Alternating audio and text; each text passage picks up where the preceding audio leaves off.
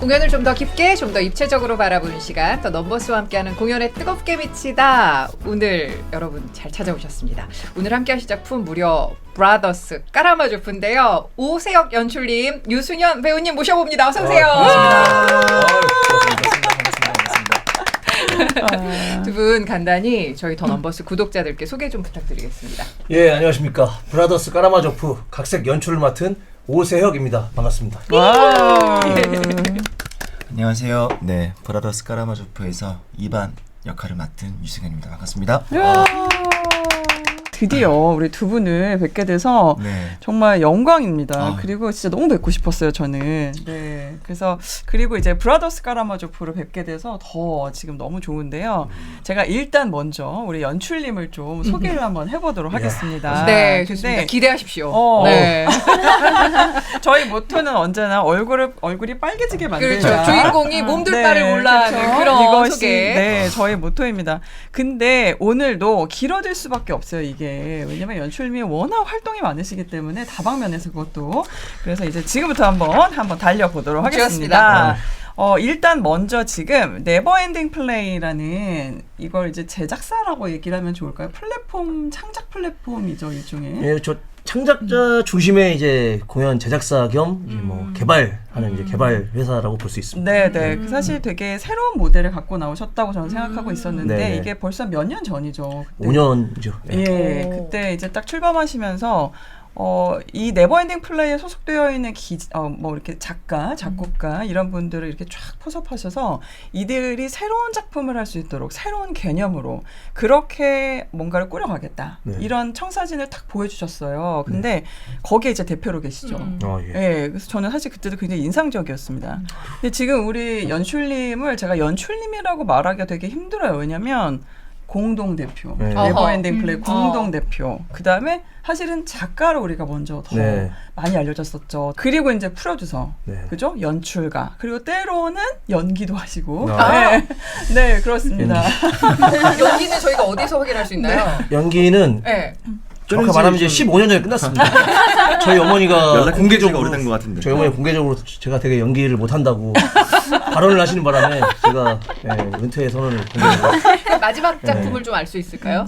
연기자로서. 레드 채플린이라고 네. 제가 쓴 희곡인데 맞아요. 채플린이 이제 그 블랙리스트가 돼가지고 메카시즘 때문에 블랙리스트가 돼서 이제 여기저기 막 도망치고 세상 밖으로 도망치는 내용인데 그럼 어쩌다 보니까 제가 이제 그 역할을 했었는데 네. 어머니가 보시고 나서 이제 다 같이 이렇게 뒤풀이 자리에서 한 말씀 하시라고 하니까 내 아들이지만 진짜 연기를 못하는 것 같다.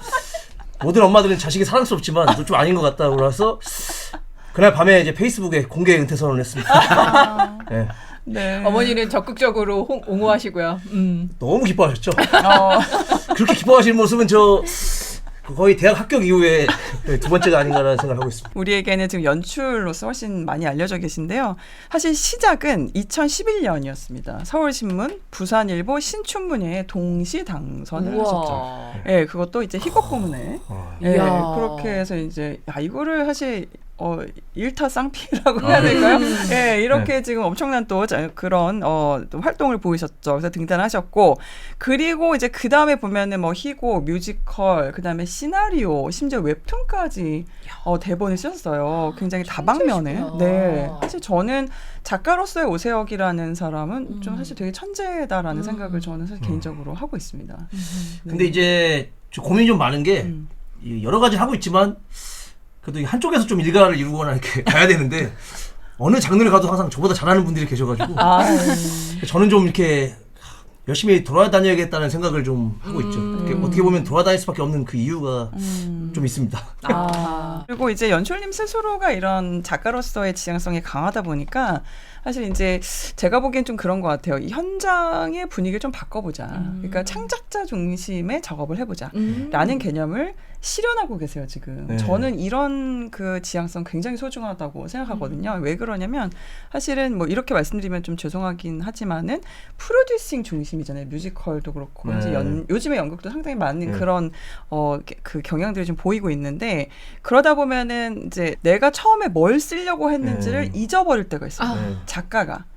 계속 바뀌고 좀 타협하고 뭐 중간에 이러다 보면은 많은 개입이 많은 들어가면서. 것들이 개입이 들어가면서 이제 자본의 개입이 될 수도 있고요. 그러다 보면은 내가 처음에 뭘 기획했고 뭘 정말 날카롭게 예각화해야 될 것인지에 대한 개념이 흐려집니다. 근데 이제 그것을 사실 굉장히 끝까지 가져가시려고 하는 그런 플랫폼을 지금 저는 만들었다고 생각하거든요. 감사합니다. 네, 네버엔딩 플레이. 그렇죠. 네. 그래서 네버엔딩 플레이이기도 합니다. 그런 지점에서. 네. 예, 이름도 굉장히 잘 지으셨고요. 예, 그래서 더 이런 하셔야 될 작업- 것 같아요. 조금씩 빨개지고 있어요. 예, 점점 빨개지고 있습니다, 얼굴이. 네. 네. 그리고 또 하나는 고전을 동시대 한국 공연 무대에 옮기는 작업을 굉장히 많이 하고 계세요. 아주 매력적인 작업들이죠. 가령 뭐 소포클레스, 셰익스피어, 헤르만 헤세 이러한 아주 굵직굵직한 작가들의 작품을 옮기셨고, 그리고 이제 우리가 오늘 할 도스토옙스키 이런 그 작가들, 굉장히 중량감 있는 작가들을 공연 무대로 옮기고 있는 작업을 주로 하고 계십니다. 네. 연극 뮤지컬 다 마찬가지고요. 그리고 이제 주요 작품을 좀 보면은 연극으로 보도지침, 보도지침, 그리고 전시의 공무원, 그리고 관저의 100시간. 이 작품은 46회 서울 연극제에서 대상을 수상한 작품이기도 하죠.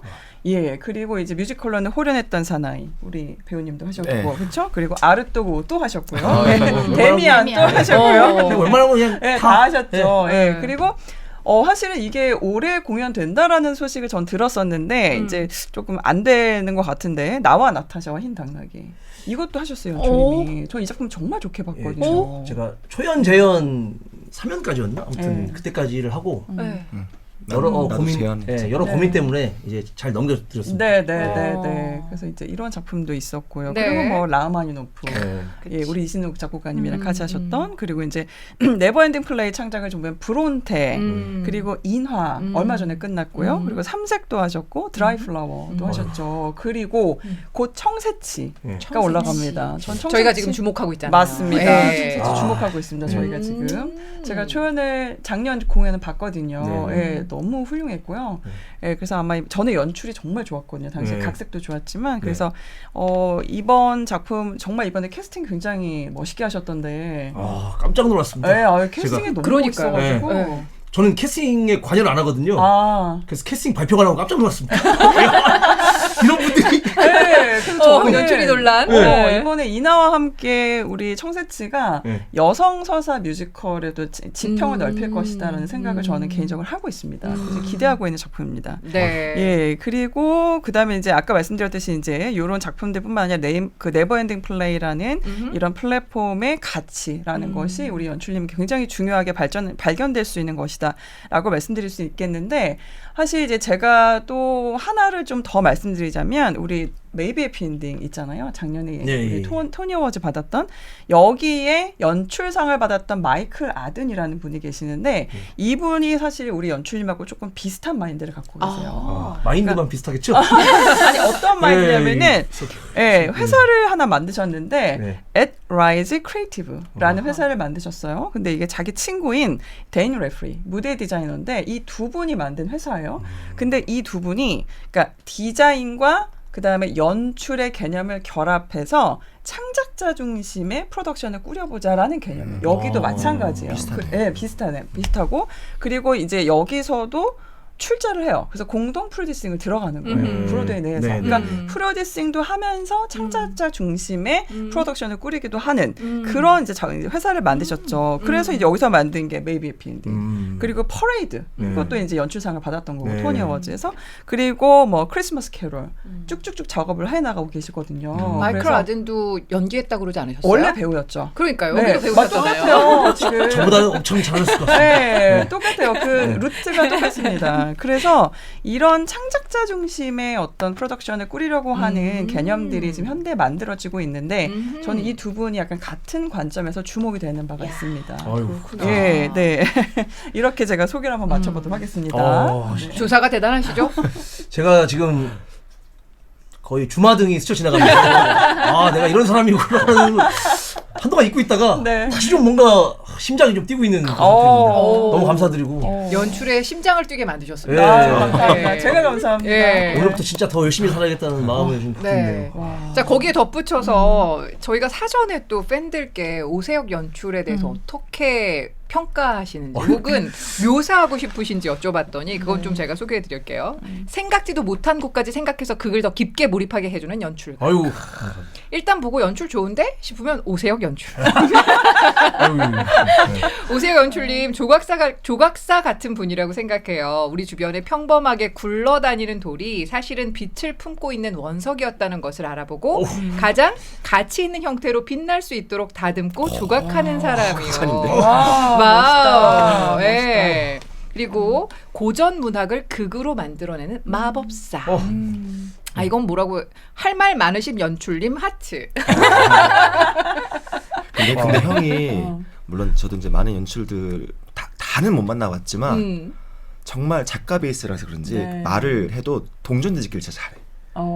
동전 뒤집기라는 게 무슨 뜻일까요? 그러니까 단어를 그냥 지나갈 수 있는 단어를 되게 소중하게 만들어줄 때도 있고 그리고 이 같은 말을 해도 해석을 이렇게 할 때가 되게 많아서 물음표를 되게 많이 던져 주는 연출이에요. 그래서 확실히 글에 대한 분석력이 되게 좋은. 야 그렇구나. 그거를 우리 팬들이 읽어내시는 네. 것 같고요. 그런가 하면 또 덜어냄의 미학을 아는 세련된 연출가. 그래서 아직 안 끝났습니다. 네버 엔딩입니다. 지금 네버 엔딩. 날씨가 하나 여름이지. 있어요. 이거는 제가 또 유승현 배우께도 여쭤보고 싶은데 각 배우의 매력을 극에 잘 녹여주는 연출가. 맞는 것 같습니다. 네. 유승현 배우의 매력을 끄집어내는데. 근데 사실 형은 네. 이 형의 특징이 보통 이제 첫 런스루가 끝나면 네. 이제 다른 형들 좀 미안하긴 한데 좀 약간 이렇게 날카로워져 있는데 형은 일단 박수 붙이고 시작해. 어떻게 하세요? 기립박 칩니다. 그려져요. 무조건 박수 치거든요. 참 형의 장점인 것 같아요. 어허. 오히려 배우들이 불편하지 않도록. 이야, 그러시구나. 이게 그러니까 제가 말씀드린 것처럼 제가 배우를 좀 슬프게 은퇴했지 않습니까? 그 배우에 대한 동경이 있고 항상 이렇게 보고 있으면 되게 좀 존경스러운 게 있어요. 맞아요. 그래서 제가 항상 맞아요. 저는 해내지 못했지만 저 배우들의 어떤 거를 찾고 싶은 게 있죠. 네. 자, 그리고 계속해서 이어가 볼게요. 인간의 내면을 시각화해서 관객과 캐릭터를 동화시키는 마성의 연출가. 생략과 강조의 마술사 같은 연출가. 하고 싶은 거 다 하라고 했더니 진짜 다 하고 잘하기까지 하는 연출가. 너무 감사하네요. 아름다운 무대 활용에 정점에 서 있는 연출가. 덕구들의 심금을 울리는 연출가. 어휴. 자, 여기까지 하고 네. 조금 끊어서 가겠습니다. 네네. 너무 너무 기니까. 많아. 네네. 감사하네요. 우리 이제 조주현 기자가 유승현 배우에 대해서 소개를 해주실 차례인데 네. 일단 네. 저는 조주현 기자의 발그레해진 얼굴을 좀 주목해 주시면 좋겠어요. 어휴. 팬심 가득합니다. 제가 소개글을 썼는데 제가 쓴 거를 네. 읽어보는데 소개로 시작해서 약간 고백으로 끝나는 느낌인 거예요. 그래서 이걸 그대로 읽어도 되나 싶기는 한데 네, 일단 네. 읽어보겠습니다. 우린 그런 자리니까요. 네. 예, 예. 이제 유승현 배우님은 대표적인 믿고 보는 배우시죠. 그래서 지난 2007년 뮤지컬 우연히 행복해지다로 데뷔하셔서 18주년을 맞이하셨습니다. 여행을 굉장히 좋아하시는 편인데도 한 해도 빠짐없이 이제 관객과 팬으로서는 너무 감사한 일인데 무대 위에서 관객을 만나고 계시고요. 네네. 그래서 작품을 보면 렌트, 나와 나타샤와 흰 당나귀, 리틀잭, 광염 소나타, 또 우리 더 넘버스에서도 다뤘던 전설의 리틀 농구단, 고려냈던 사나이, 더 픽션, 베니싱, 난설, 무인도 탈출기, 아르토고흐, 나르치스와 골드문트, 데미안, 달과 육펜스, 그리고 오늘 다룰 브라더스 까라마조프까지. 특히 창작 뮤지컬을 많이 하셨고 또 소설이 원작인 극을 많이 하셨어요. 그렇네요. 그래서 네. 이런 점에서 보면 작품이 무대에 올라오기까지 그 쉽지 않은 과정을 함께하면서 좀 기쁨과 보람을 느끼시는 편이 아닌가 이런 좀 생각이 들고요. 그리고 원작이 있는 작품은 준비할 때 원작을 꼭 완독하신다고 합니다. 그러다 보니 관객들 사이에서 캐릭터를 정말 공부하고 연구하고 밀도 있게 구축해온다. 이런 칭찬이 자자한데 아마 이따가 읽어주시겠죠? 네네. 그리고 제가 느끼는 유승현 배우님은 좀 작품의 언어를 잘 이해하고 표현하시는 배우세요. 그래서 원작이 있는 작품에서 특히 그 텍스트, 활자를 무대로 가져와서 관객들에게 풀어내는 능력과 노력이 특히 정말 객석에서 많이 느껴지거든요. 네. 그래서 항상 객석에서 그런 에너지를 받다가 감사히 받다가 오늘 이렇게 이야기를 나눌 수 있게 되어서 너무 좋습니다. 브라더스 까라마조프와 고백까지 이 고백에 답가를 한번 해주셔야죠. 숨을 못 쉬겠어. 숨을 못 쉬겠어. 그래서 지금 이야기를 끼어들지 못하셨어요. 네, 아니 계속 이렇게 하고 계시는 거예요. 그래서 이게 너무 기대가 되는 거예요. 브라더스 까라마조프는 또 어떤 깊은 생각과 섬세한 그런 표현을 나눠주실지 기대가 너무 됩니다. 열심히 자, 하겠습니다. 그러면 계속해서 유승현 배우에 대한 팬들의 칭송은 제가 좀 전해드려볼게요. 네, 엄청납니다. 어떤 무대이더라도 관객이 몇 명이 있더라도 극이 어떤 극이라도 최선을 다해 그 캐릭터로 무대에 서기 위해서 늘 온몸을 내던지는 배우. 상상 이상으로 그 캐릭터와 배경에 대해 파고드는 배우. 네. 그리고 세상에서 제일 큰 병아리로 기네스북에 등장. 이거 무슨 말이에요? 저도 몰랐는데 네. 한 2, 3년 전부터 저한테 계속 병아리 닮았다고 하고 피디님한테 물어보니까 그 공연 로비에 제가 공연한 날 그 병아리 키링 달린 분들이 많이 들어오신다고 하더라고요. 네. 그래서 어느 순간부터는 뭐 이렇게 케이크나 뭐 들어오면 다 병아리 모양으로 들어오고 막 이러셔가지고 저는 솔직히 약간 그 일본산 병아리 빵 닮으신 느낌이 근데 정확히 그게 그쵸? 그거 닮았다고 하시는 것 같아요. 병아리 빵 그걸 읽고 너무 이렇게 친근해서 다시 한번 웃었습니다. 예. 자, 그런가 하면 유승현 배우님은 프리즘 같은 배우라고 생각합니다. 빛을 받는 방향과 각도에 따라 다른 빛을 내기도 하고 빛을 프리즘에 비춰보지 않았다면 스스로 보지 못했을 것들을 보게 만들어주는 배우라고 생각해요. 공연과 이야기를 통해 세상을 섬세하게 투영하고 확장해서 관객이 살고 있는 세상에서 그동안 보지 못했던 다른 색의 빛을 보고 느끼며 감각할 수 있도록 만들어주는 배우입니다. 아름답고 다정한 감각으로 세상을 물들여주는 프리즘 같다고 생각해요. 아니 근데 아름답고 다정하다라는 단어가 너무 좋습니다. 너무 잘 어울리죠. 너무 잘 어울리시고. 이분 여기 내엔플에 어떻게 좀 네. 섭외하셔야 될 것 같아요. 진짜 이렇게까지 네. 너무 궁금하네요, 진짜. 네, 네. 조각사와 프리즘으로 네. 이야기를 해주셨습니다. 와. 너무 멋있다. 아직 안 끝났는데 네. 여기까지 하고 지금 제가 보기에는 유승현 배우가 이렇게 증기가 돼서 날아갈 것 같아요. 이만큼 있는 거. 예, 하나가 더 있어요. 대본에 지금 한 두 페이지에 두 맞아요. 페이지. 와. 여기까지만. 말씀드리고 논문이에요, 싶은 논문. 게 있는데요. 네. 이런 팬분들께서 너무 좋아하실 만한 소식이 하나 있잖아요. 유승현 배우님께서 단독 콘서트가 아마 우리의 이 방송이 나오고 조금 있다가 아마 있을 것 같은데 네. 간단히 소개를 좀 부탁드려도 될까요? 네, 제가 2021년도에 이제 사실 2019년도부터 18년인가 19년인가 그때부터 이제 제가 창작을 많이 하다 보니까 이 팬분들께서 이 작품이 어떻게 만들어졌는지를 궁금하실 것 같아서 비하인드를 좀 잘 들려주자 해서 처음에 쓰고 형도 출연했었어요.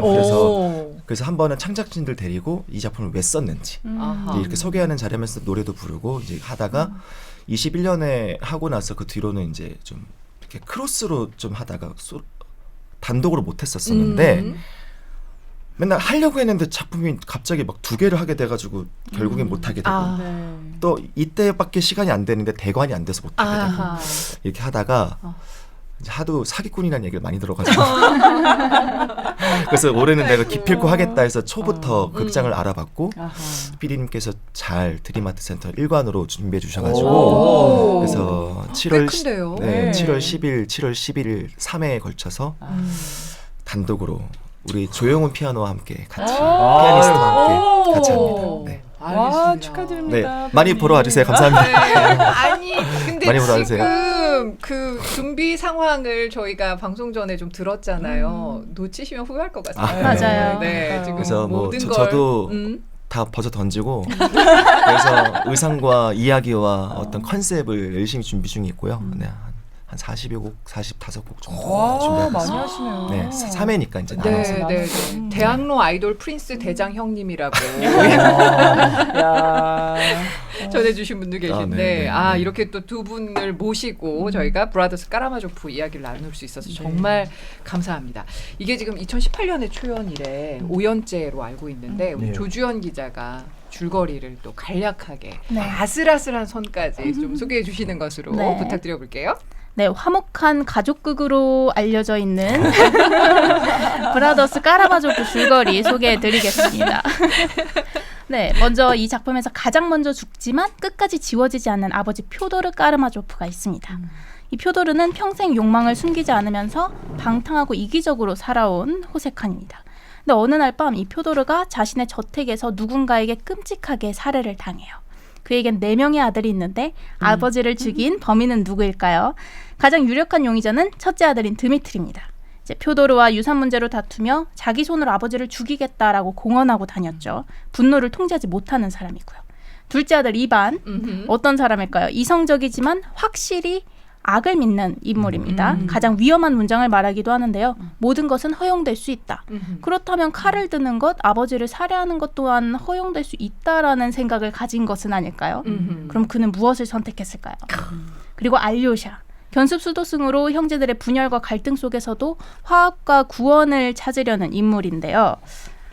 그런데 수도복을 입고 있다는 이유만으로 살인자라는 의심을 피해가는 게 적절할까요? 이야. 그리고 스메르입니다. 스메르는 아버지 표도르 집에서 하인으로 일하는 사생아인데 항상 침묵 속에서 주변에 머물며 모든 것을 지켜보는 인물이에요.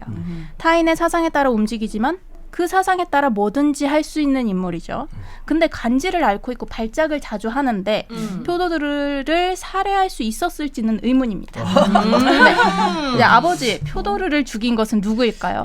근데 누가 살인을 했는지가 중요할까요? 아버지의 죽음을 가장 원했던 사람이 범인이라고 해야 되지 않을까요?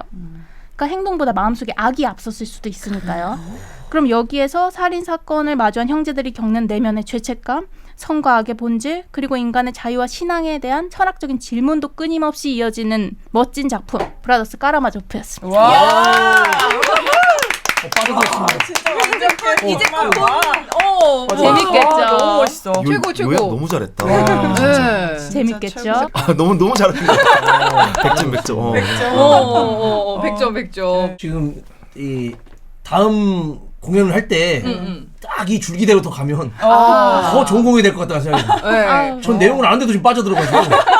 오, 저희 네. 모두 빠져들었어요. 네. 네. 그리고 끝이 약간 우리 무슨 출비에 나오는 것 같은 브라더스 까라마조프였습니다. 약간 이런 느낌으로. 멋있습니다. 우리 제가 조지현 워낙 기자. 좋아하는 극이라 힘을 좀 써봤어요. 그러니까요. 초연부터 다 보셨다면서요. 여기 이렇게 광팬이 계십니다. 초연부터. 덕분에 이렇게 저희가 또 2026년에 하게 될 수 있는 그런 계기가 된 것 같습니다. 네, 저희가 이렇게 고전을 원작으로 한 작품은 더 넘버스에서 지금 처음 다루고 맞습니다. 있잖아요. 우리 최승현 선생님께서 이 작품의 연역부터 네. 좀 더 설명을 해주시죠. 네네.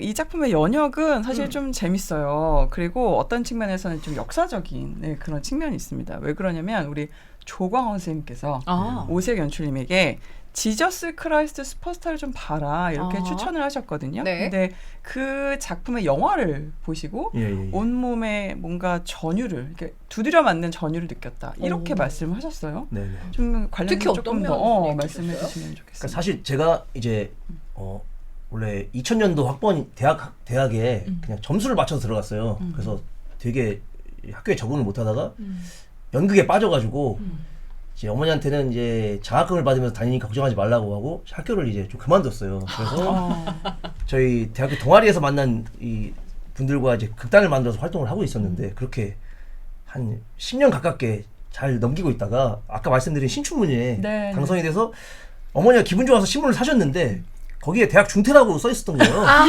그래서 어머니가 충격을 받으셔서 효도는 안 해도 되니까 대학을 가라.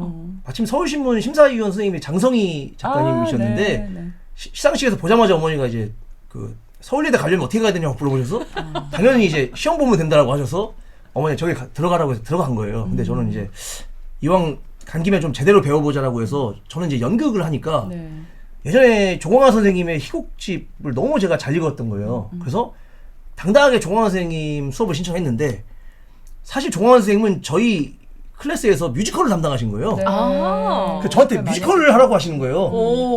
저는 사실 뮤지컬에 대해서 관심이 없었던 이유가 싫고 좋고를 떠나서 뮤지컬의 자체를 몰랐어요. 근데 조광화 선생님이 너의 또래 중에 좀 끝내주는 작곡가가 한 명 들어왔다. 둘이 좀 파트너가 되라. 그래서 누구냐고 물어봤는데 그게 이제 다미로 작곡가였대요. 다미로 작곡가도 저랑 비슷한 이유로 학교를 늦게 들어온 거예요. 31살 때 만난 겁니다. 우와. 그래서 제가 근데 제가 뮤지컬에 대해서 고민을 하고 있으니까 너 그러면 이제 지저스 크라이스트 슈퍼스타를 봐라 해서 영화를 봤는데 충격을 받은 게 오프닝 때 유다가 막 가면서 이제 예수님에게 당신을 처음 만났을 때 이런저런 이유로 깨달음을 먹고 좋았는데 세월이 지나다 보니까 뭐 당신을 지지자들한테 둘러싸여 있고 난 그게 막 혼란스럽고 그래서 나는 당신을 어떻게 할지 모르겠다 막 얘기를 하는데 그렇죠. 시작부터 그렇게 어떤 깊고 센 얘기를 처음부터 시작을 하는데 음악과 노래의 힘을 빌어서 하니까 너무 속 들어오는 거예요. 근데 네. 문득 생각을 해봤어요. 이걸 연극으로 하려면 한 시간이 40분은 걸릴 것 같은 거예요. 그렇죠. 유다의 어떤 방황 하다가 이제 예수님을 만나고 친해지고 근데 뭔가 혼란스럽고 차근차근 가야 되는 것들을 노래와 음악으로 예. 딱 한 번에. 그래서 어떤 생각을 했냐면 뮤지컬은 오히려 더 깊고 더 센 얘기를 할 수 있는 장르로구나라고 생각을 해서 제가 뮤지컬의 길에 가게 된 겁니다. 네, 그니까요. 근데 저는 이런 장르적 발견이 지금 우리나라 그 창작 뮤지컬에 굉장히 중요한 축을 차지하고 있다고 저는 생각하거든요. 네. 예, 근데 사실은 되게 재밌는 거는 한국의 이 지저스 크라이스트 슈퍼스타가 1980년에 공연이 초연이 됐는데 저 태어나기 1년 전이군요. 예, 근데 물론 그때는 네. 이제 라이선스판은 아니었습니다. 맞아요. 그런데 당시에 이 작품이 뭐라고 표현해야 될까요? 정말 한국 문학에 끼친 영향이라는 건 정말 어마어마했어요. 심지어 김민기 선생님도 그 작품을 보시고 완전히 충격을 받으셔가지고 자기의 다음 작품의 영향을 엄청나게 사실 많이 받았었거든요. 인터뷰를 읽어보면 그런 흔적이 보입니다. 그래서 이 작품은 우리 오세혁 연출님에게도 되게 큰 충격을 주셨고 네. 정말 많은 분들, 우리나라의 문화운동을 했던 많은 분들에게 아주 좋은 영향을 주셨던 그런 작품이었습니다. 네. 그래서 이제 이 작품으로 뮤지컬이라는 것의 개념을 이제 갖기 시작했고 그러면서 뮤지컬로 평생 도전할 수 있는 작품이 무엇일까라고 고민을 하다가 결국에 이 까라마조프 형제들을 해보자 이렇게 이제 얘기가 된 거죠. 근데 그때 이제 창작진들이 합심해서 네. 예, 이 작품을 선택을 하게 됐는데 네. 저는 사실 이것도 되게 궁금해요. 어떻게 이 작품을 선택하게 그러니까 되셨는지. 그 수많은 작품들 가운데. 그 이제 제가 그 지저스 크라이스트 슈퍼스타 이후에 되게 많은 뮤지컬을 보고 또 스스로 뮤지컬을 막 써보기도 하고 하는데 제 머릿속에 이제 되게 수많은 뮤지컬이 있지만 그 뮤지컬이 자꾸 잊혀지지가 않은 거죠. 지저스 크라이스트 슈퍼스타. 왜일까라고 물어보니까 질문을 던지는 뮤지컬이라서 그랬던 것 같아요. 네네. 답이 없는 질문, 평생 가져가는 질문이죠. 그렇죠.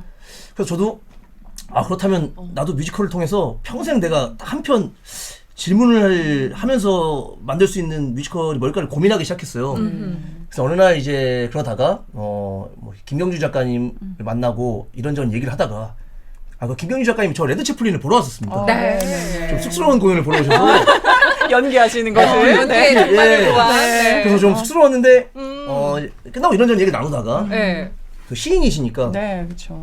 제가 이러저러한 이제 고민 때문에 지저스 크라이스트를 보고 평생 제가 이 세상에서 가장 뭔가 깊고 방대하고 복잡한 어떤 한 편을 택해서 뮤지컬 한다면 뭐가 있을까라고 네. 하니까 곧바로 까라마조프 형제들이라고 얘기하시더라고요.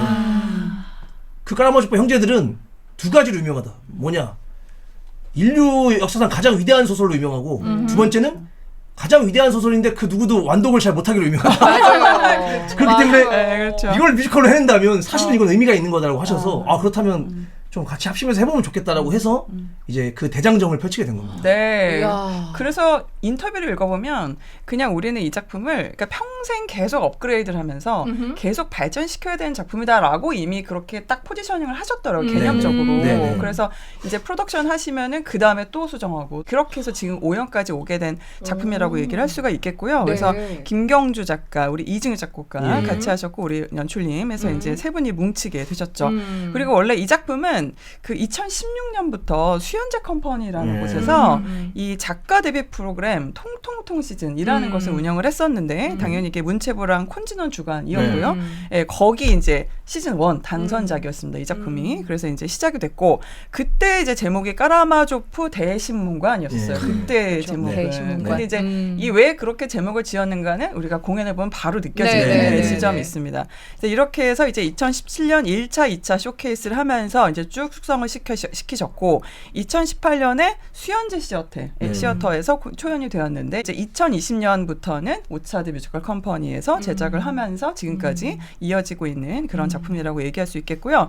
그리고 우리 채널에 출연하셨던 이휘종 배우. 네. 있죠? 트림머신으로 출연하셨던. 예, 그분이 이제 초연 제안 스멜의 작곡 아유. 네, 또 어울렸다. 하셨습니다. 네, 잘했지. 네, 그죠. 너무 뭐 눈에 보이죠. 네. 개척자입니다. 개척자. 그러니까요. 개척자. 네. 그러니까. 네. 그리고 우리 김경주 작가님 원래 시인이셨고요. 네. 그리고 이분이 서강대 철학과를 또 졸업하시면서 음.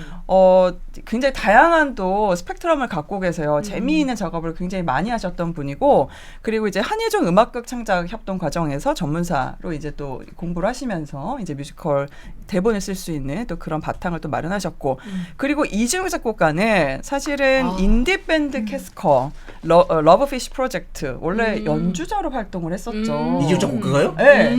지금 알았습니다. 아, 피아노 엄청 잘 치세요. 엄청 잘 쳐. 네, 피아노. 아니 그 클래식 피아니스트를 하신 걸 알고 있는데 네. 방금 뭐 인디 인디밴드. 네, 저. 그런 활동도 하셨어요. 오늘 나도 몰랐어. 인디밴드 원래 어쩐지 좀 약간 인디 정신이 있으신 것 같아. 개척 도전하는 정신이 네. 좀 느껴지더라고요. 네. 이진욱 작곡가 지금 네. 귀가 안지러우시겠네요. 네. 나는 네. 진혁이 형은 그냥 저기 중세 음악을 잘하는 감독. 네. 작곡가.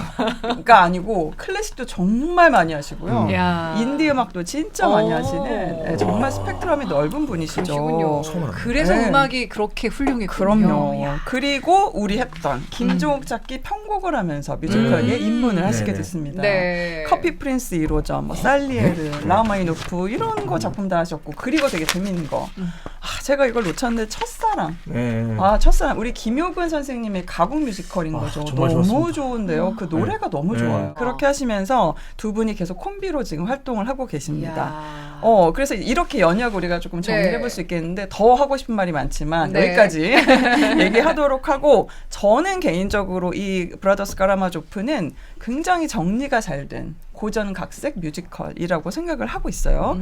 그 원작 소설이 정말 방대하고 네네. 사실은 뭐 이게 주제가 하나로 얘기될 수가 없는 작품이에요. 극적으로는 하나의 사건이 있죠. 친부 살해라는 네. 사건이 있지만 이거가 하나가 아니거든요. 작품에 너무나 많은 이야기들이 있고, 그리고 이제 5부 5장을 보면 대신문관이라는 우리 이반이 쓴 이제 논문이 나오잖아요. 서사시가 나오는데 그 대신문관이라는 그 부분에 나오는 이야기가 작품 전체에 스며들어 있고, 그리고 이 뒷부분에 나오는 부자 살해 모티프가 딱 전면에 있는 굉장히 전체를 통으로 아우르면서도 핵심만 탁탁 뽑아놓은 그런 각색으로 만든 뮤지컬이다라고 말씀드리고 싶습니다. 네. 저희가 좀 더 자세한 이야기는 지금 이 자리에는 계시지 않지만 또 아주 러시아 문학의 조예가 깊은 이진아 평론가의 이야기를 따로 좀 저희가 네. 직접 담아왔으니까 네. 그때 조금 더 자세하게 설명을 네. 들어보도록 할게요.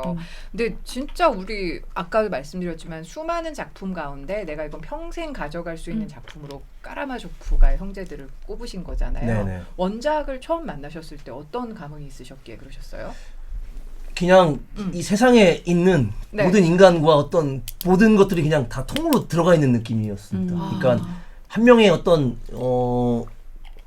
인간이 평생에 걸쳐서 거친 경험과 모든 생각과 이런 것들을 다 한 군데 그냥 때려 넣은 느낌이었고, 실제로 제가 책을 읽으면서 이 도스토옙스키 선생님의 인생들을 딱 따라가 보니까 정말로 책에 담긴 모든 것들이 이 선생님이 경험을 하고 생각을 하고 맞아요. 했던 것들이 다 담겨져 있어요. 맞아요. 심지어 여기 까라마조프 형제에 나오는 이 그 아버지 표드로부터 시작해서 이 아들들의 어떤 모티브들도 다 선생님이 살아오면서 만난 어떤 인물들이 있습니다. 그래서 보면서 인생을 한 권에 물론 세 권이지만 한 편의 책에 아주 두꺼워. 때려 박을 수가 있구나 하는 생각을 그 뒤통수를 거의 도끼로 맞은 느낌을 저는 잊지를 못하죠. 네. 우리 유수겸 배우도 작품 제안 받으실 때마다 원작에 대해서 정말 탐구를 깊게 한다고 우리 팬들도 익히 잘 알고 있는데 이 작품 만나셨을 때 어떠셨어요? 일단은 원래 초연도 이제 좀 할 뻔해서 그때 대본 처음 봤을 때도 그냥 폭풍의 연속이었고 폭풍에 빨려 들어가는 것 같은 느낌이었어. 그냥 받자마자 그냥 1시간 안에 그냥 계속 이렇게 읽었던 기억이 나요. 그리고 이제 제가 참여했던 2020년 재연 때 그때 책을 보는데 그때는 진짜 약간 뭐라 그러지? 약간 이게 뭔 소리에 맞아. 뭔 소리를 이렇게 하는 거야 하면서 두 번을 보고 공연을 했었죠. 그러니까 이번에 새로 보니까 이제는 좀 눈에 들어오더라고요.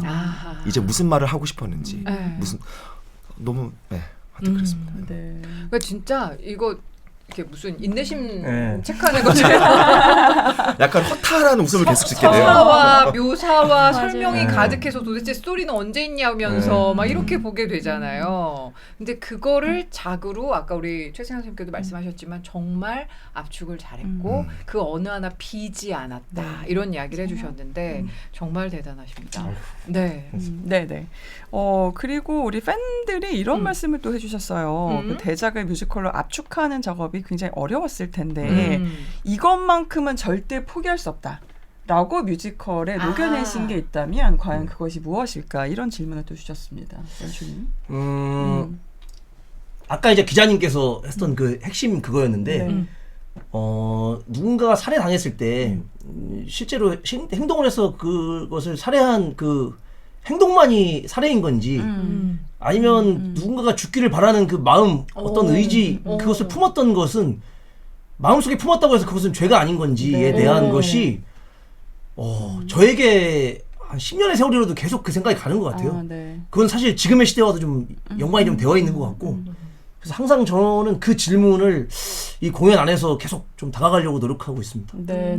그 한 질문으로 계속 가는 것 같아요. 네. 그 질문을 본격적으로 두 분께 여쭤본 팬들도 있으셨어요. 맞아요. 네네네. 뭐 정답은 없겠지만 두 네. 분의 생각은 어떤지를 듣고 싶어 하시는 분들도 네. 계시는 것 같았는데 어떠세요? 저 우리 네. 물론 우리가 마음속에 이렇게 생각이라는 게 이렇게 스쳐 지나가잖아요. 이런저런 생각이 들지 않습니까? 그쵸. 네네네. 그쵸. 누군가가 좋을 수도 있고 싫을 수도 있고 그쵸. 제가 어머니랑 가깝지만 가끔 어머니한테 속상하기도 하고 그러잖아요. 그렇지만 그 생각은 지나가죠. 그쵸. 결국은 이 방금 전에 있던 생각보다 이 다음 생각이 더 뭘로 더 흐르는가가 더 중요하다고 생각이 들고 그 생각이 더 좋은 길로 나아간다면 이제 그거는 인간이 성장하는 길이라고 생각을 하는데 그렇습니다. 그래서 저는 이 까라마조프에 있는 이 표도로의 이 아들들, 이 형제들이 전 사실 어떤 이제 마지막 장면을 제일 좋아해요. 이거는 뭐 스포라고 할 수 없으니까 말씀을 드리면 어쨌건 이 무대 위에 있는 여러 아버지가 쏟아놓은 그리고 형제들이 쏟아놓았던 흔적들을 이 형제들이 마지막에 그거를 그냥 이렇게 바르는 장면이 있잖아요. 네. 저 어떤 생각을 하냐면 그 어떤 인간도 완전히 깨끗한 상태에서 살 수가 없다고 생각을 해요. 그러니까 아버지가 돌아가셨다고 해서 아버지의 죄가 묻히느냐 아니죠. 그것은 어쩔 수 없이 그 아들들에게로 이것이 넘겨질 텐데 이 아들들이 앞으로 인생을 살아갈 때 이 아버지의 어떤 그거 흔적을 어깨에 지고 묻히고 살아가느냐. 그럼에도 자기 길을 간다면 그거는 되게 올바른 길. 그러니까 어떤 이 무게를 지니고.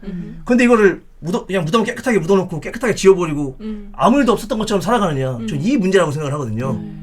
예를 들어서 역사적으로 봤을 때 뭐 여기까지 가는 건 그렇지만 예를 들어 우리 대한민국이 어찌됐건 이제 어떤 친일의 역사가 있다고 했을 때 아 그럼요. 네. 네. 그 후손들이 그걸 아무렇지 않게 그냥 지워버리고 살아가는지 아니면 그것을 감당하면서 그렇지만 자기 길을 또 제대로 가려고 노력하는지 뭐 그런 문제라고 생각을 하는데 그래서 저는 항상 방금 전에 있었던 것보다 그 다음 생각이 더 나아간다면 저는 그것은 결국은 희망이 있다라고 생각을 하고 있습니다. 예.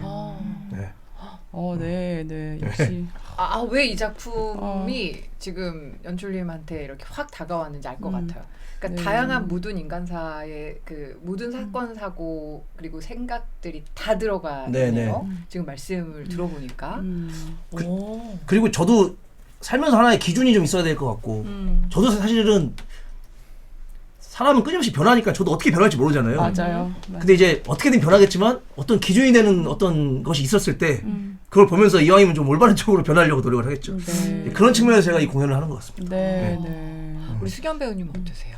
저는 이 작품 할 때 항상 이제 들어가기 전에 생각하는 게 그냥 삶, 단어로 말하면 고통, 선과 악, 의지, 물음표, 폭풍 이런 것들을 생각하고 사랑 생각하고 들어가요. 그러니까 이반이 바라보는 이 작품에 대한 시점은 사실 인간들은 삶을 살아가다 보면 이제 많은 고통을 감내하면서 삶을 살아가죠. 근데 과연 이 고통은 누구로부터 주어지는 것이며 인간이 감당할 수, 그러니까 고통을 이해할 수 없다. 고통을 어떻게 이해를 할 것인가? 그러니까 내가 지금 받아들일 준비가 안 되는데 이 고통은 대체 누가 주는 것이지? 그래, 성인들은 그렇다 치자. 왜 선악과도 먹지 않은 아이들마저, 그러니까 아버지를 잘못 만났다는 이유만으로 그러니까 원작에서 보면 아들들이 한 번도 아버지에게 키워지지 않고 그렇죠. 하인에게 다 키워집니다. 아니 얘네들은 그냥 태어났는데 그리고 어머니들은 아버지에 다 절개하다 돌아가셔요. 네. 아니 그냥 태어났는데 아빠가 이래. 그러니까 이 아이들의 슬픔을 과연 어떻게 설명할 것이냐에 대한 거죠. 그러니까 과연 이 삶이라는 게 뭐지? 왜 누굴 위해서 삶이 존재하며 왜 우린 왜 살아가야 되는 거지? 에 대한 물음표를 끊임없이 이 아버지와 저 아버지에게 던지는 거죠.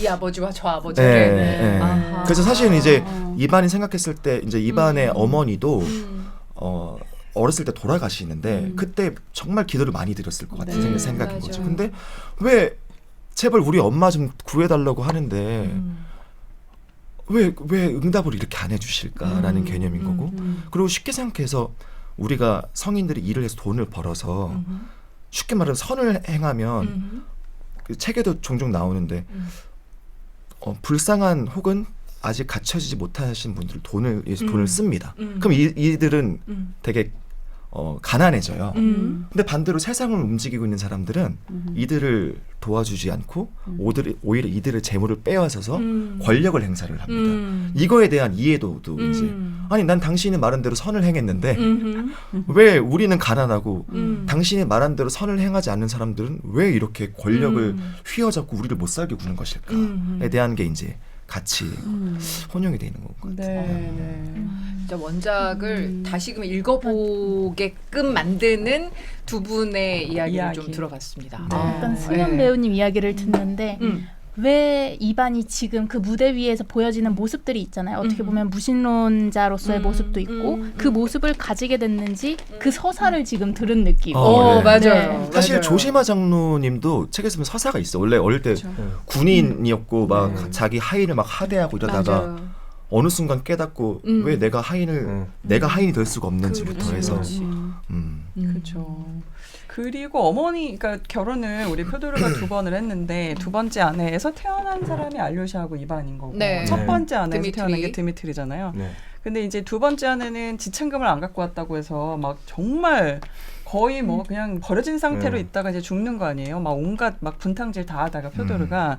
근데 이제 되게 예뻤고 그리고 정말 사실은 사랑했고 표도르가 그랬던 사람이었는데 그 어머니 밑에서 버려진 존재들이었고 드미트리는 그냥 아예 그냥 하인이 키웠는데 있는지도 몰랐죠. 아예 있는지도 모르고 사실 이제 아버지 어머니 네. 유산 때문에 네, 결혼한 그죠. 거죠. 네, 돈 그렇게 때문에. 다 정말 아버지가 진짜 말도 안 되는 아버지로서는 정말 말도 안 되는 그런 존재인 거예요. 근데 이제 그 존재 아래에서 태어난 이 존재들이 과연 어떠한 삶을 살게 될 것인가라는 거 사실 그게 굉장히 중요한데 이반이 갖고 있는 생각이 저는 사실 되게 궁금했어요. 캐릭터로서 이반이 왜 그러냐면 질문하잖아요. 계속 맞아요. 아니다. 근데 그게 그러니까 정말 아니라서 그렇게 질문하는 건가? 저는 약간 이런 생각을 계속 했거든요. 신에 대한 믿음이 없어서 저렇게 질문하는 걸까? 저는 거꾸로 생각이 드는 거예요. 자꾸만 그것이. 예. 오히려 더 신에 대한 오히려 더 믿고 가고 싶어서. 싶으니까, 더 생각하고 싶으니까. 그러니까 사랑하고 싶은데 사랑할 게 없는 거예요. 그러니까 잡고 있는 게 없으니까. 맞아. 그래서 더 그렇게 냉정하고 아주 그냥 뭔가 되게 엄격하고 이런 느낌으로 이성을 발현을 시키지만 사실은 그 이면에 있는 것은 자기의 어떤 결여 그리고 갈 수 없는 것에 대한 어떤 동경 이런 게 이제 있는 거죠. 제가 네.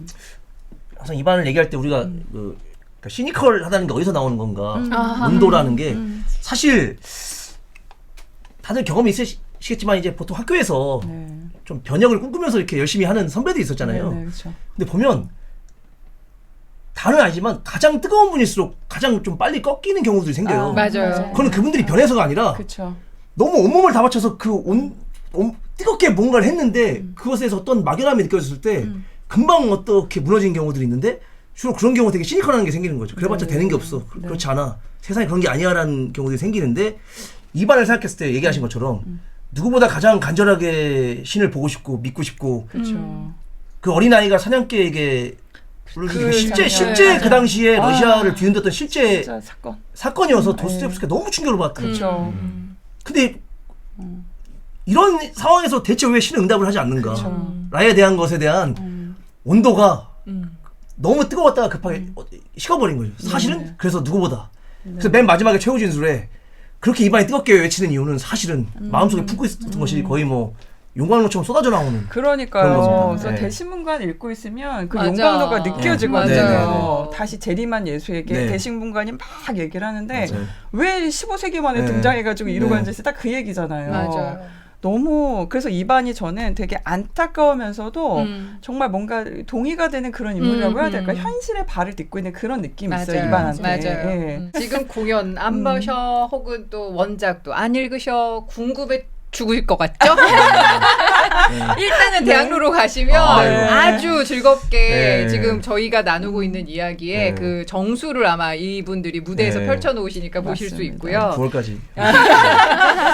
우리 조주현 기자가 넘버와 관련해서 좀 더 얘기하고 싶다고요. 네, 이거 관객분들께서 보내주신 네. 질문인데요. 난 썩지 않을 거야 넘버에서 표도르가 등장하면서 내 이름은 표도르 비치라고 말하는데 네. 표도르가 스스로를 자신의 이름이 아니라 부칭인 표도르 비치라고 네. 칭하는 이유가 궁금하다. 네네. 사실 그래서 표도르가 이미 죽었기 때문에 입안의 악마처럼 네. 아들 표도르 비치들의 관념 속에 존재하는 것이기 때문인가? 라는 또 오. 의문을 남겨주셨어요. 아, 세심하다. 네, 그래서 나도 그렇게 표도르와 알고 있었는데. 표도르 비치는 사실 독립된 존재지만 마치 뭔가 삼위일체에서 네. 성부, 성자, 성령의 본질이 같다라는 네. 것처럼 그런 표도르와 표도르 비치가 같은 것인가? 이런 의미를 내포한 것인가?라는 질문을 주셨습니다. 거의 저는 정확하게 생각했던 거고. 유승현 배우가 지금 감탄에 많이 않으시네요. 와, 장난 아니다. 아, 진짜 이번에 정말 엄청납니다. 너무 대단하시고 저희가 처음에 생각을 할 때 표도르라는 존재가 어디서 오는가라고 했을 때 표도르로 인해서가 표도르가 만들어낸 여러 아들들의 총합이 표도르일 것이다.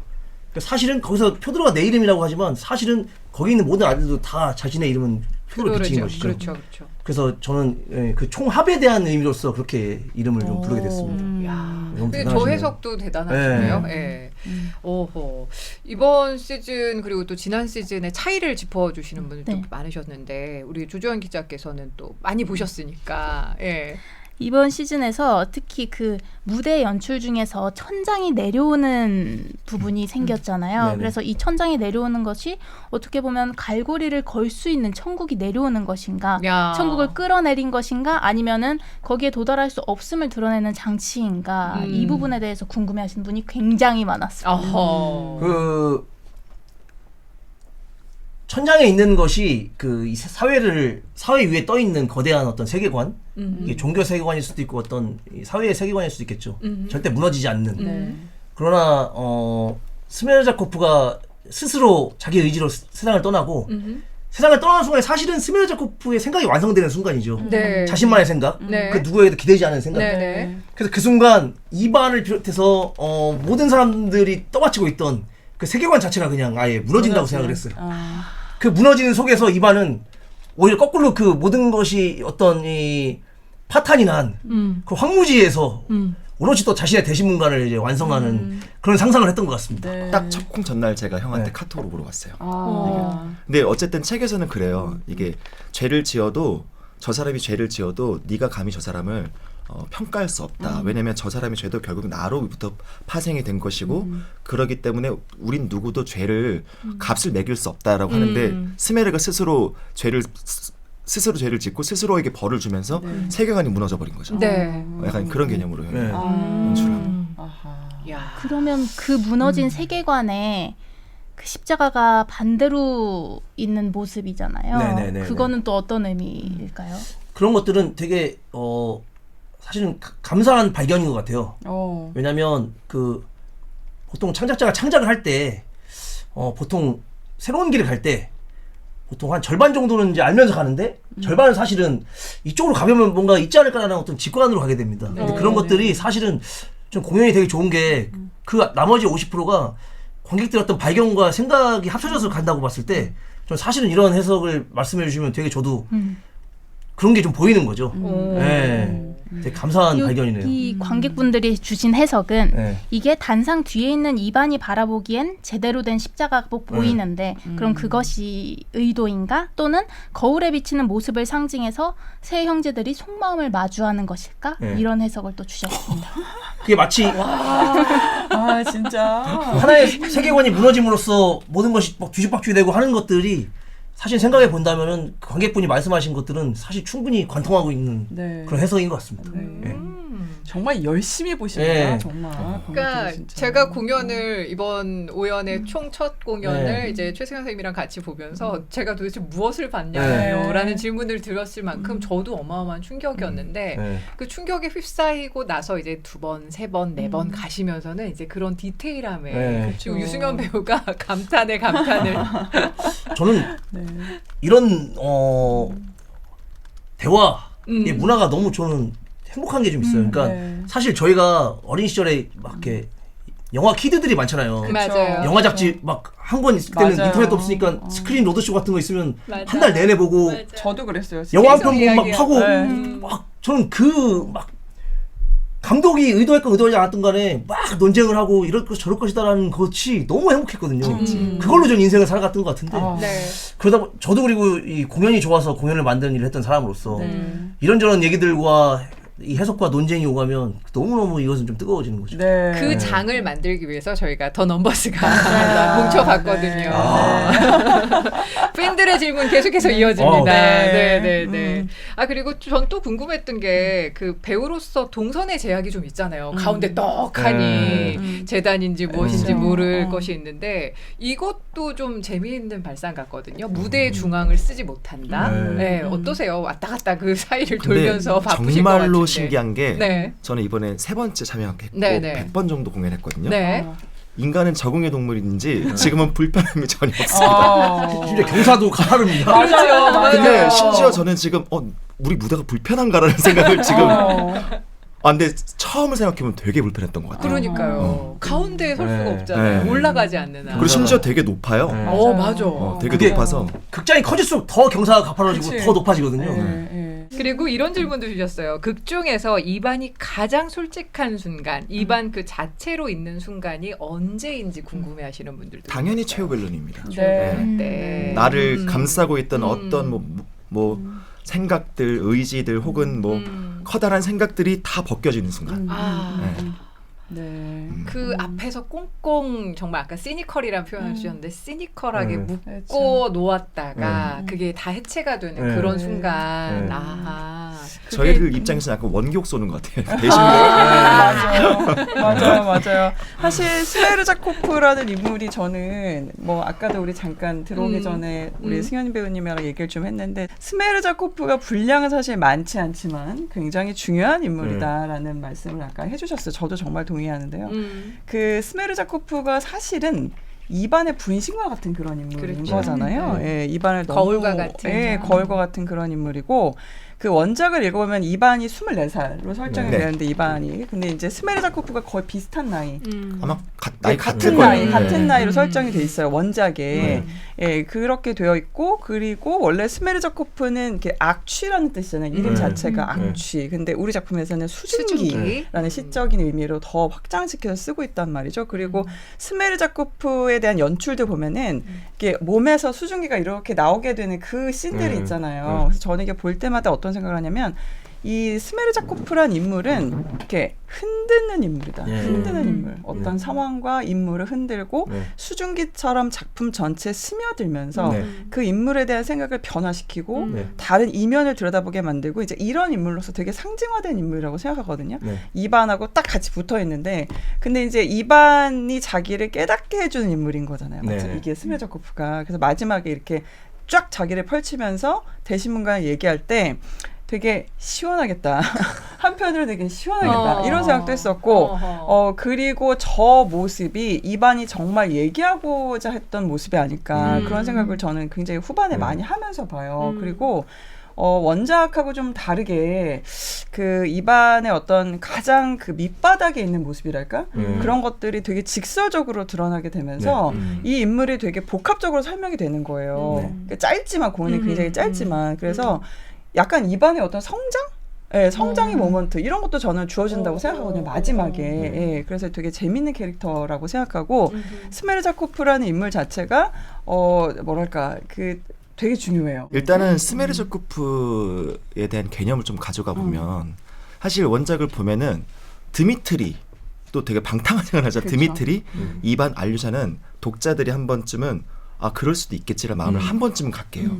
근데 스메르저코프는 그러지 않아. 근데 마지막에 작가의 해석을 보니까 우리도 똑같은 이들과 똑같다라는 그러니까 그 스메르저코프가 뭘까? 저는 개인적으로 고민을 많이 해봤는데 이번에 생각해 볼 때 인간의 무의식에 대한 존재감이 아닐까?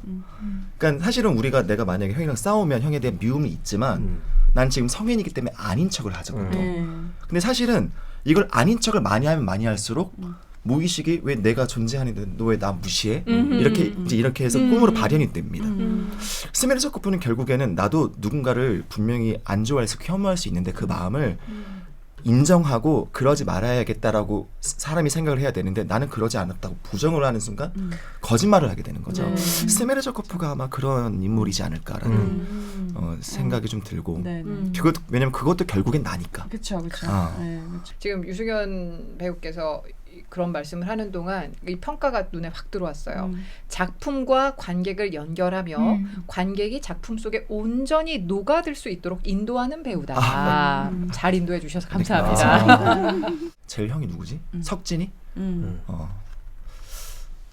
얘는 그냥 악귀. 악기. 처음에는 오히려 좀 몸을 좀 약간 뻣뻣하게 써서 좀 처음에 그래서 좀 약간 동정심이 드는 혹은 제일 밑에 있는 것 같은 느낌이 좀 들다가 마지막에 눈을 보고 있으면 좀 악귀신 것 같은 그런. 그런. 근데 진짜 섬뜩해요. 진짜. 첫 공연 섬뜩해요. 때도 그런 느낌이 있었죠. 섬뜩하고 그리고 네. 자기만의 스메르저코프를 명확하게 갖고 온 친구인 것 같고. 강하경 배우님? 하경이 이번에 처음 만나 너무 놀랐어요. 잘하죠. 너무 지능적이고 그리고 딱 준비한 시간들이 보입니다.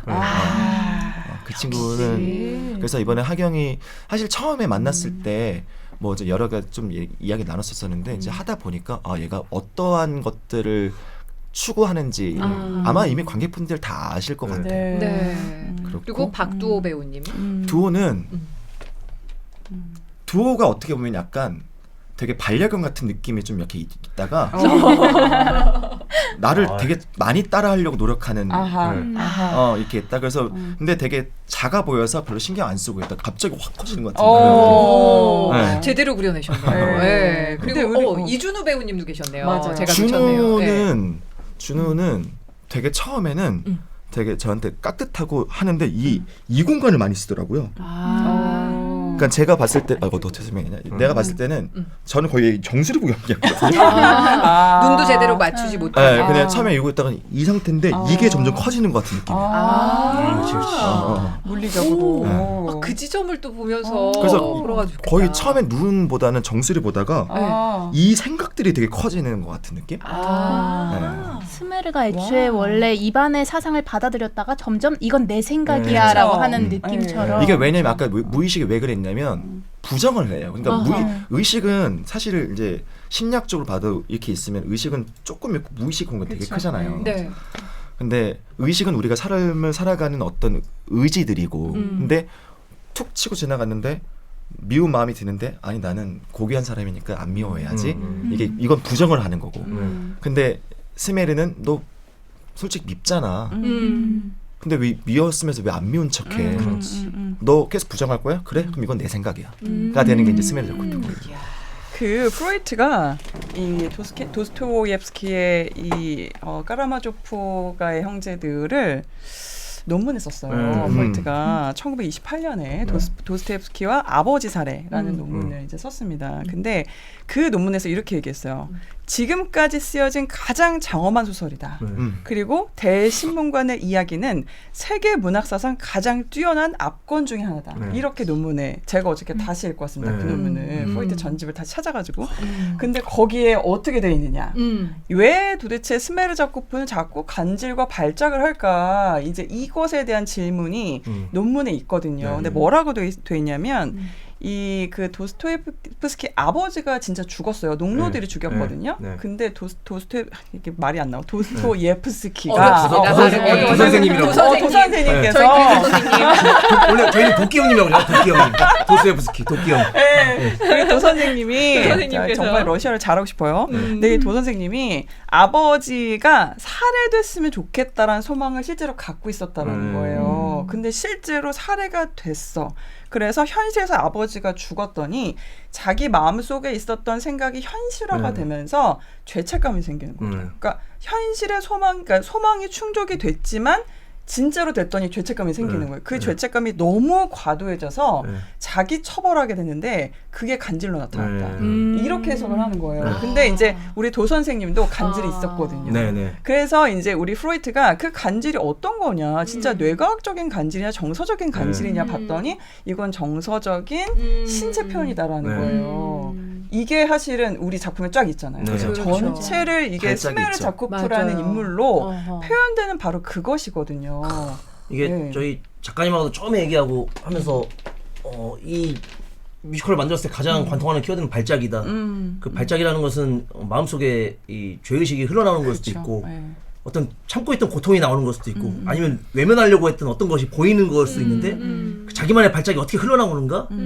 그리고 그 발작은 서로 연결되어 있기 때문에 이 사람에게서 어떤 발작이 되었을 때 서로 연결되고 관통하는 그 집단의 어떤 발작까지 가는 것들. 근데 집단으로 발전한다면 그것이 이제 어떤 이들을 받쳐왔던 무언가가 흔들리는 거니까 좀 그런 상상을 하면서 저희들이 좀 간 게 있습니다. 네. 그래서 공연 볼 때도 발작이 진짜 중요하겠어요. 전체적으로.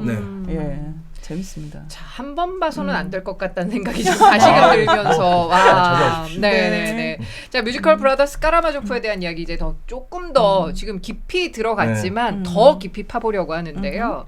저희가 이 고전 원작에 대한 이야기를 좀 전문가께 직접 이야기를 들어봤어요. 우리 최승현 선생님께서 소개해주신 이진아 교수님을 제가 맞습니다. 찾아뵙고 왔는데 어떤 분이신지 잠시 소개를 해주시죠. 네, 우리 이진아 교수님은 제가 정말 애정하는 우리 원래 공연 평론가, 연극 평론가이시고요.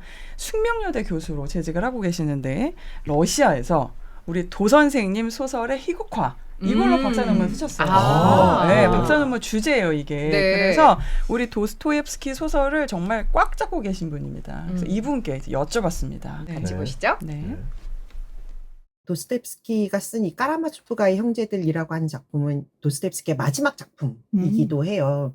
그래서 이제 많은 연구자들이 도스토옙스키가 그동안 써왔던 이제 뭐 죄와벌이라던가 백치라던가 악령이라던가 이런 작품에서 다루었던 모든 주제가 이 작품에 압축적으로 들어있고, 그리고 그 전작들에 있는 모든 캐릭터들이 다 이 작품에 압축적으로, 특히 까라마초프가의 이 5명의 인물 안에 다 압축적으로 들어있다라고 하는 이야기를 이제 하기도 하는데, 그거 외에 특히 연극적으로 가장 흥미로운 지점은 도스토옙스키의 소설 자체가 장편 소설임에도 불구하고 대단히 연극적인 구성으로 되어 있다라고 하는 점일 것이라고 생각이 되는데요.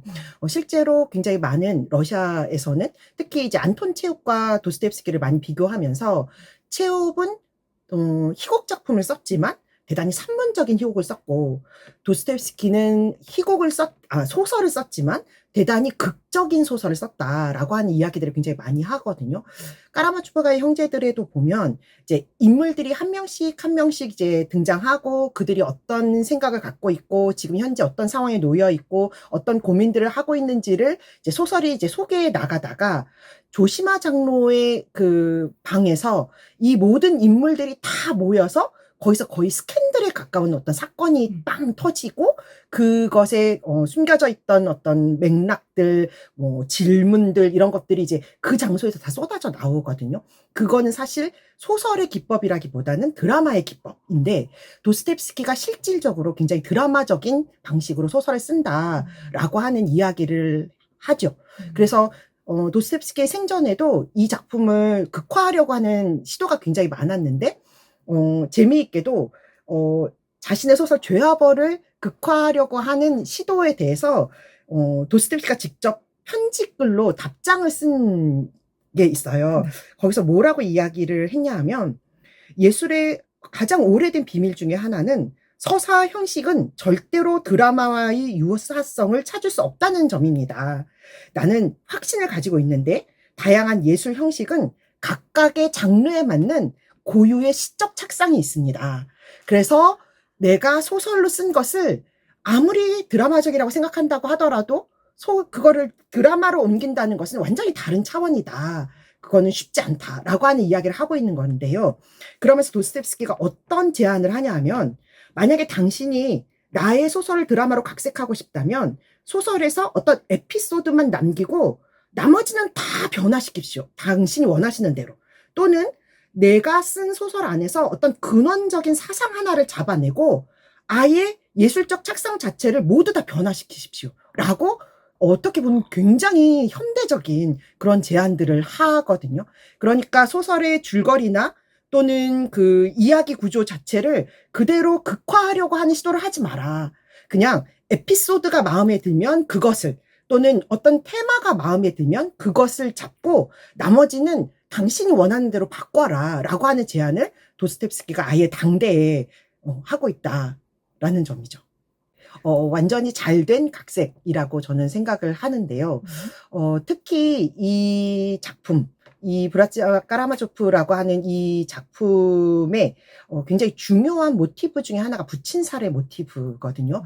그래서 이제 프로이드 같은 경우에는 아예 이 부친살의 모티브를 정신분석학적으로 해석하는데 이 까라마초프가의 형제들이라고 하는 텍스트를 사용할 정도로 이 부친살의 모티브가 굉장히 중요한 그런 지점이기도 한데 그거를 아예 이 뮤지컬 안에 중심에 놓고 그렇지만 부친살의 모티브를 중심에 놓되 각각의 인물들이 가지고 있는 고유한 사상들을 놓치지 않으면서 이제 그 부친살의 모티브라고 하는 이제 말하자면 일종의 이게 이제 살인사건이자, 그 범죄물, 스릴러물이기도 한 거잖아요.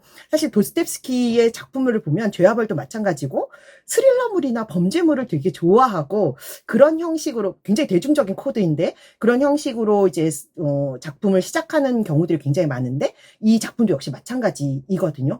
그런데 그것을 중심에 놓되 각각의 인물들이 자신들이 가지고 있었던 고유한 사상이나 철학들을 펼쳐 나갈 수 있도록 구성한 각색이기 때문에 저는 도스토옙스키가 요구했던 여기서 당신이 원하는 테마를 붙잡고 나머지는 모두 다 당신이 원하는 대로 바꾸십시오 라고 하는 것에 가장 잘 맞는, 도스토옙스키가 봤어도 굉장히 좋아했을 그런 각색이었다고 생각을 합니다.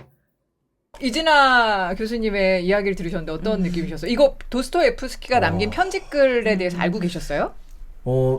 저는 지금 두 가지를 모르고 있었는데, 네. 이진아 선생님은 사실 제가 정말 좀 친하고 좀 좋아하는 분입니다. 그리고 이진아 선생님 제가 수업을 같이 특강을 간 적도 있고, 또 웹진에 같이 한 적도 있는데, 선생님이 이런 대단한 분인지 몰랐고, 두 번째는 이 편집글을 몰랐는데, 사실 너무 지금 감사한 울림이 있는 게, 10년 동안 저희들이 열심히 해오지만, 그래도 가끔 이런 생각 하지 않겠습니까? 만약에 우리 도 선생님이 살아 돌아오신다면 과연 어떤 생각을 할까? 그렇죠. 그래서 막 살았는데 너무나 이것이 큰 어떤 용기를 주는 말씀인 거고 더 정말 더 과감하게 네. 더 펼쳐볼 수 있겠다는 생각이 들어서 그러니까 편집글에 의하면 허락 받으신 거잖아요. 그쵸. 맞아요. 네. 그렇게 해달라라고 했는데 거기에 그대로. 딱 맞게 해주셔가지고 맞아요. 박수. 너무너무 감사한 편이네요. 네, 진짜 근데 네. 저 편집글이 네. 많은 논문들에서 인용이 돼요. 네, 그리고 심지어는 블라디미르 나보코프라는 분이 있습니다. 네. 이분이 이제 러시아에서 태어나서 미국에서 활동한 소설가이자 번역가 이분이 있는데 이렇게 얘기했어요. 이분은 또 그는 도 선생님이고 러시아의 위대한 극작가가 될 운명을 부여받았으나 어쩌다 길을 잘못 들어서서 소설을 쓰게 된 사람처럼 보인다. 그리고 까라마조프가의 형제들은 늘 내게 가지가 제멋대로 뻗어있는 연극, 소도구와 무대 소품이 딱 필요한 그만큼만 갖춰져 있는 물기 젖은 둥근 컵 자국이 남아있는 동그란 식탁과 이런 햇빛 같은 효과를 주기 위해서 노랗게 칠해진 창문, 그리고 스태프가 서둘러 가져와서 털썩 내려놓은 듯 되는 관목이 있는 연극을 연상시킨다. 이렇게 말했어요. 그렇네.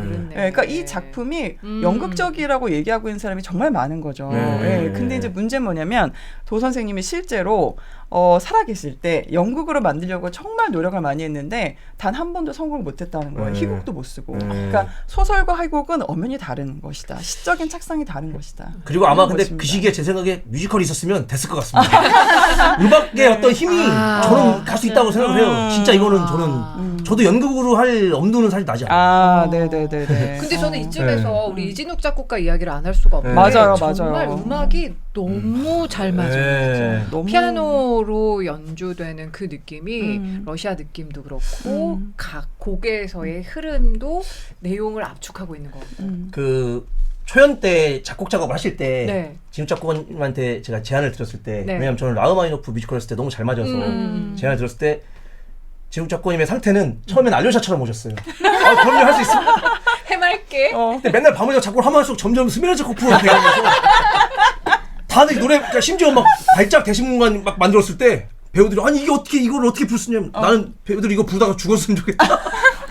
내가 밤을 샌 만큼 이걸 해내야 된다. 무조건 왜냐면 난 이걸 만들어냈기 때문에. 그리고 정말 이렇게 그 되는 모습을 보면서 네. 저는 이 공연에 대한 어떤 그 확신, 그게 어떤 성공에 대한 확신이 아니라 우리가 잘 갈 수 있다는 확신이 그 진욱 작곡가님이 점점 그 알료샤로 시작해서 가는 그 모습과 끊임없이 계속해서 몰입하는 그 모습에 너무 감동을 받았고 제가 정말 하나 기가 막힌 말씀을 드리자면 아까 수현 배우 얘기했지만 진욱 작곡가님이 이 카라마조프를 작곡을 할 때 가장 많이 영감을 받은 게 중세의 맞아요. 음악 중에 뭐 그레고리안 성가도 있지만 중세에서는 그 악보 그리기라는 게 있다고 합니다.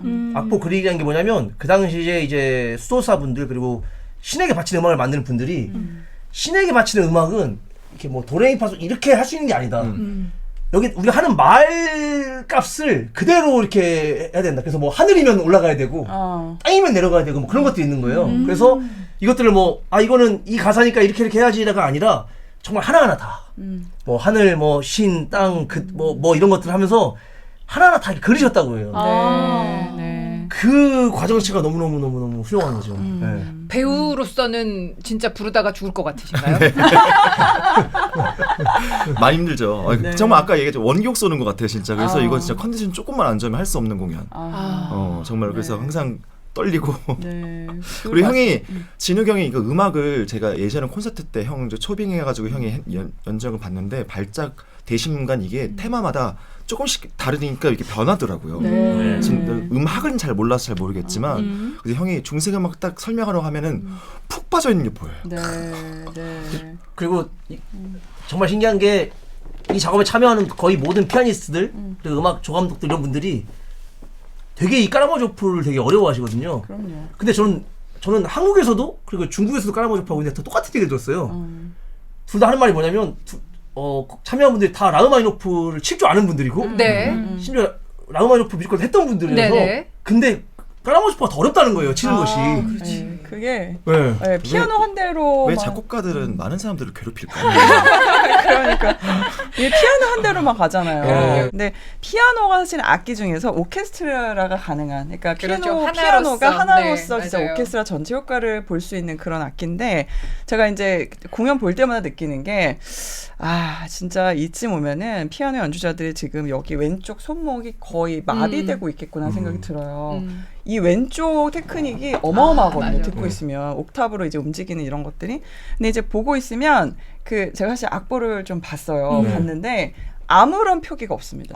그냥 딱 악보만 있어요. 다이내믹 뭐 이거 어떻게 쳐라 이런 표식 아무것도 없는 거예요. 그러니까 결국 이 얘기는 뭐냐면 이 피아노 플레이어들도 하나의 어떤 캐릭터가 돼서 그쵸. 공연 안에 들어가는 거예요. 자기만의 해석으로 똑같이 매회. 매회. 그러니까 어. 음악 감독이나 작곡가가 주는 디렉션이 없다는 뜻이죠. 아하. 자기가 해라. 네. 이 뜻이에요. 네. 그래서 네. 피아노 연주자들 보고 있으면 이렇게 모니터가 있잖아요. 네네. 이 모니터에서 배우들 호흡을 다 받으면서 들어가는 거예요. 네. 본인이 어쩔 땐 이걸 땡겨주기도 땡겨주고. 하고 어쩔 때는 서포트하기도 하고 하면서 유괴 캐릭터 이렇게 움직이고 있는 네. 거죠.